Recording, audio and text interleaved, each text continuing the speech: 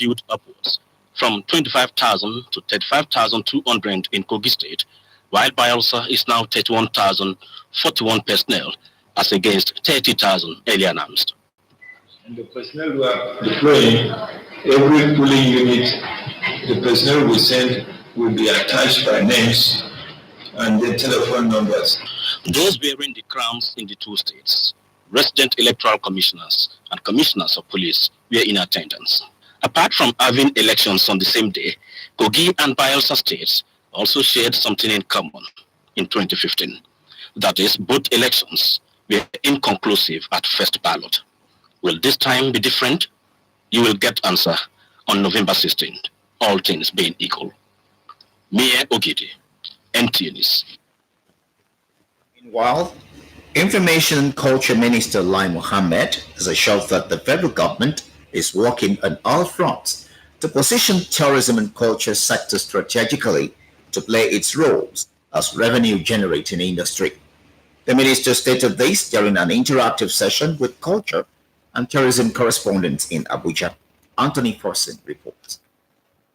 Minister Lai Mohammed chronicled the sector's performance under his supervision in the last dispensation. He said, contrary to insinuations that the information sector was given more attention than culture and tourism, a lot was achieved in the culture and tourism sector in the last administration. During my first tenure too, we succeeded in getting pioneer status to be granted to the creative industry by the federal government to boost investment in the sector. It was one of the recommendations from the Creative Industry Financing Conference. And we actually want to call on our stakeholders and practitioners to take advantage of these two very important initiatives from the government. In this second term in office, Lai Mohammed assured that a robust calendar of events is underway and that culture and tourism reporters will be carried along fully. So we actually need to work with you even as resource person, and that I think that we will be able to achieve our goal. Leader of the group, Bridget Onoche, said their visit to the minister is to have a first-hand knowledge of the minister's plans and focus for the sector. In Abuja, Anthony Forson, NTA News. In the meantime, the Nigeria Air Force says it is poised to redouble efforts to securing the nation against internal and external aggression. Chief of the Air Staff, Air Marshal Abubakar, stated this at the National Air College in Makurdi. Charles Alba reports. The Nigeria Air Force has continued to task its personnel to study result-oriented approaches and strategies of countering terrorism and securing the territorial integrity of the nation. This was demonstrated at the Air Force War College, Makurdi, where the Chief of the Air Staff, Air Marshal Sadiq Baba Abubakar, delivered a lecture on the topic, Nigeria Air Force, Challenges and Future Perspectives. He stated that the force is on red alert because of the current security challenges, which require constant intelligence gathering to quell them. This institution is put in place to enhance the capacity of our officers, for them to have a clear understanding of all the issues associated with the employment of air power, whether within or outside Nigeria. Commandant of the War College, Air Vice Marshal Charles Ogonen, explained that the course has drawn military leaders from various developed nations to share their experiences on counterterrorism and extreme radicalization. We are working through DHQ and the possibility of the General Assistance Team to support us with simulation equipment. From the War College, Makurdi, Charles Abba. After about 2.5 grooming personnel of Nigeria Correctional Service in their educational strategies, the European Union is coming out. This is to pave way for the service to integrate the operations with the dictates of the new Correctional Service Act 2019. Victor Azu tells us more. A warm welcome for this European Union team. For 30 months, they have supported the Nigerian Correctional Service and indeed Nigeria in the de-radicalization of violent extremist offenders following the long struggle with Boko Haram and Islamic State for West Africa Province, ISWAP. Now it is time for them to say goodbye, but not without creating the pathway for sustainability. Nigeria's de-radicalization program was established to change the behavioral attitudes and beliefs of those associated with Boko Haram. The new curriculum not only captures and integrates issues related to de-radicalization, but has a foundation in human rights standards. The next phase is to have a training manual. We are going to commence producing a training manual chapter by chapter on the act itself.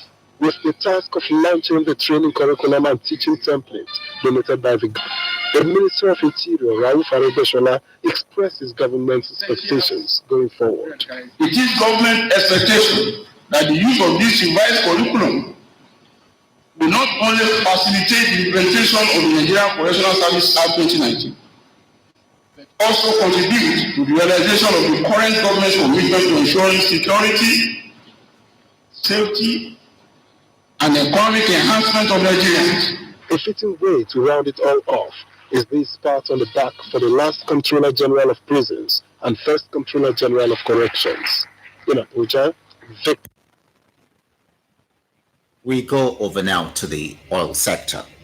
A nation that built its knowledge economy on the tripod of creativity, innovation, and entrepreneurship stands a better chance of developing its oil days. Former Governor of Anambra State, Peter Obi, stated this at the maiden convocation ceremony of Tristan University in Abeokuta. Lekon Agbonde reports. Economy of any nation is measured by its gross domestic product. A critical look at this revealed that Nigeria still has a lot to do to compete favorably with other economies of the world. The guest lecturer and former governor of Anambra State, Peter Obi, in his thought-provoking lecture at the maiden convocation ceremony of Chrisland University, gave insight into what Nigeria needs to do to enhance economic growth. With theme creativity, innovation, and entrepreneurship, a critical intersection for economic development in Africa, Peter Obi challenged the young generation of Nigerians to explore other alternatives than have Nigeria remain with the narrative of solely dependent on oil economy. The excellencies of the future will be you, and that will be driven by creativity, will be driven by innovation, will be driven by change you bring to the system. While suggesting investment in critical areas of the economy with premium attention on education and human capital development to boost GDP. Nigeria needs to invest in that new oil. We have enormous amount of resources in this country, which is our youth, which are now unemployed. We need to turn them into the new oil. Peter Obi commended the founder and chancellor of Chrisland University, Dr. Winifred Awoshika, for her contributions to human capital development. The founder and vice chancellor of the university appreciated the guest lecturer and commended his efforts at promoting better Nigeria. Mr. Peter Obi was honored by the university for his contributions to humanity. In Abeokuta, Lekon Agbonde, NT News. The federal government fight against corruption is not targeted at a group of individuals, but an all-inclusive fight against the cankerworm from further spread. Acting Chairman, Economic and Financial Crimes Commission, EFCC, Ibrahim Magu, while briefing journalists on activities, said all recovered stolen would be auctioned and the funds remitted to the federal government. Abolade Salami reports.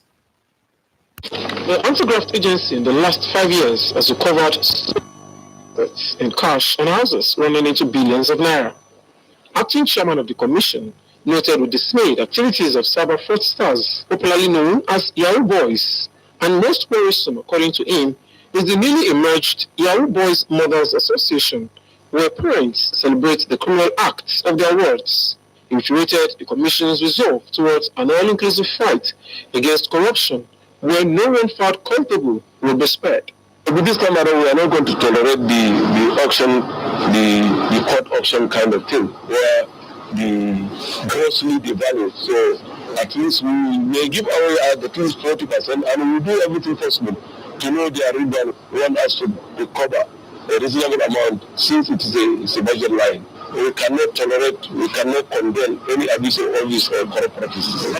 The chairman conducted journalist round some recovered stolen assets, where he said a good number of them will be auctioned at 60% of their current value, including houses. He re-emphasized that the commission will not compromise on integrity and fairness, with an appeal to Nigerians to join the crusade against graft to move the nation to the next level of development. In Lagos, Abolade Salami, NTA News. Channel 12 News continues after this time out. Stay with us.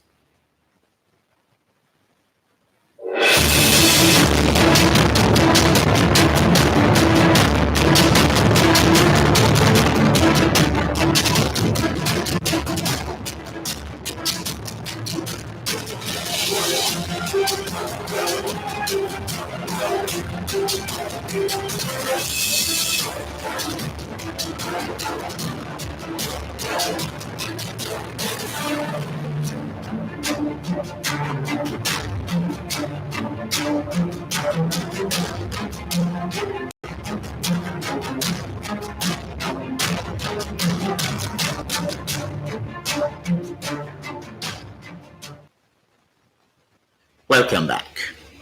Meanwhile, Minister of Women Affairs and Social Development, Pauline Tallinn, said the federal government is mapping out strategies to implement its policies and enact laws for stronger national response to education of sexual and gender-based violence in Nigeria, to celebrate at the 19th National Council meeting on Women and Social Development held in Akure, Ondo State capital. Derek Olumoko reports. Speaking on the theme of the 19th National Council meeting on Women Affairs and Social Development, which centered on gender equality and social inclusion, a panacea for peace, unity, and sustainable development in Nigeria, the minister says women have resolved to wage war against cases of sexual exploitation, rape, child trafficking, and other condemnable acts being experienced by women. The implication is that we have to intensify our efforts, strengthen existing partnerships, forge new strategies, alliances in addressing some of the challenges of building pathways to sustainable growth and development.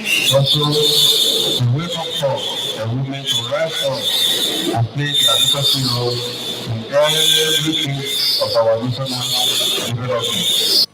Ekiti, Kaduna, Akwa Ibom, Lagos, Ondo, and Kwara States were honored for their gender-friendly policies. Akure, Doris Olumoko, NTA News. Provision of adequate equipment and conducive environment for members of staff are the focus of the management of Nigerian Television Authority towards ensuring optimal performance of staff. Director General NTA, Malam Yakubu Ibn Mohammed, said this at the meeting with the management of staff of Ibadan Network Center. The Director General is committed in his efforts at providing staff with adequate state-of-the-art equipment and ensuring optimal welfare for enhanced productivity. He urged members of staff to support the management and frowned at indiscipline. First television station in the whole of Africa was established in Ibadan. Right here where we are, some 60 years back. So coming to Ibadan for me, this is, it's a story. I've always wanted to visit, and I must say that I'm happy with what I've seen.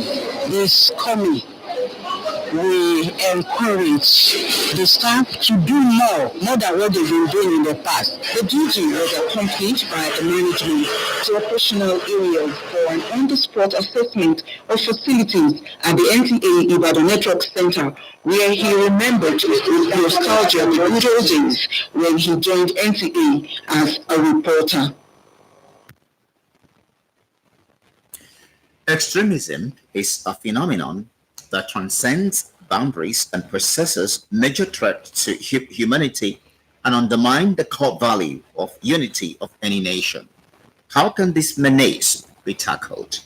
Linda Okore tells us some solution preferred at the FRCN 2019 annual lecture held in Abuja.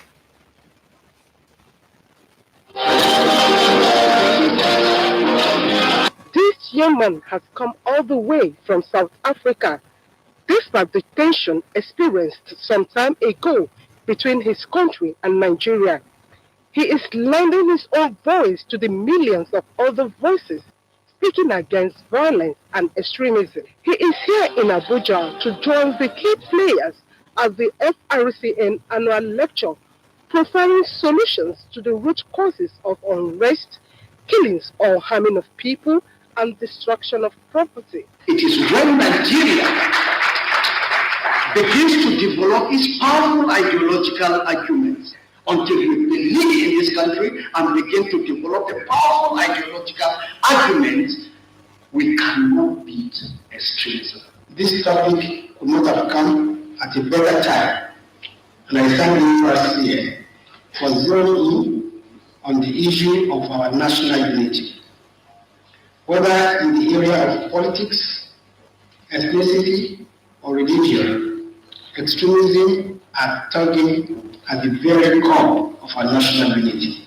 I hope it would enlighten all of us even more on the need to eschew extremist behaviors or extremist ideologies and toward the path of peace, security in a united nation, in a united Nigeria. Whatever that will be the highlights of these discussions will be relevant to the needs of Nigeria that will promote unity and coherence of this country. Was the theme extremism a threat to national unity? It is the belief here that love is the greatest force that can defeat hatred, violence, and disharmony. Linda Okore, NTA. Now, business news. Solid minerals worth 90.33 billion naira exported between 2015 and 2017 boosted the nation's economy during the year under review. Let's join Precious Sheripo for details. On business news tonight, the Nigeria Extractive Industry Transparency Initiative (NITI) has stated that solid minerals worth 90.33 billion naira were exported between 2015 and 2017. An analysis of the report also showed that China emerged the biggest importer of Nigerians solid minerals in 2017. The document, which was obtained in Abuja, gave the value of the solid minerals exports in 2015 as 1.94 billion naira. This witnessed a leap to 11.16 billion naira in 2016 and moved up to 77.23 billion naira in 2017. NITI stated in the report that this is an indication that the solid material sector is contributing to the Federation export earnings, but requires greater government attention. The report added that 16.34 billion metric tons of minerals values at $29.90 million was exported in 2017. The agency also stated that the major destination of Nigerian exports during the year under review is China. The country accounted for 68% of the total export value during the year. Other destinations include Malaysia, Vietnam, and India. The report, however, observed that export data received from the Nigeria Customs Service include minerals not captured in the production data provided by the Mines Inspectorate Department. NITI further explained that the absence of an industry-specific fiscal regime made it difficult to tie revenue flows from the solid minerals industry to the Federation accounts. On this note, we wrap up NTA Business News for tonight. I am Precious. On the entertainment scene, Ayodeji Balogun, with the stage name Wizkid, has been nominated for the 2019 Soul Train Music Award. Let's join Oluwatosin Fashetire for details and more. On entertainment news tonight, this Nigerian music superstar Wizkid has been nominated for 2019 Soul Train Music Award, scheduled to hold on November 17 in Las Vegas, Nevada, United States of America. According to Hollywood Reports, Wizkid is nominated in the Best Collaboration and the Songwriters awards categories in all these collaboration songs with Beyonce. It was also reported that this nomination makes it the third time Wizkid was made the nominees list for the award. He was nominated for Best Dance Performance in 2017 for his song Come Closer, and in 2016 for the Rent and Back category for his song One Dance. Meanwhile, Chris Brown led the 2019 Soul Train Award nomination with 8, followed by Drake with 7 and Beyonce, Lizzo with 6 respectively. The Soul Train Music Award is an annual award that honors the best in Black music and entertainment. It is produced by the maker of Soul Train, the program for which it takes its name, and features musical performance by various R&B and soul recording artists spread throughout the ceremony. And that is all on NTA Entertainment News for tonight. I am Oluwabisin Fashitu. The first governor of Lagos State, late Mobolaji Johnson, has been described as a visionary leader who established a solid foundation for natural and productive minds and institutions in Nigeria. Michael Olaleye reports that the first civilian governor of Lagos State, Lateef Jakonde, was among the few sympathizers who visited the residence of the late elder statesman.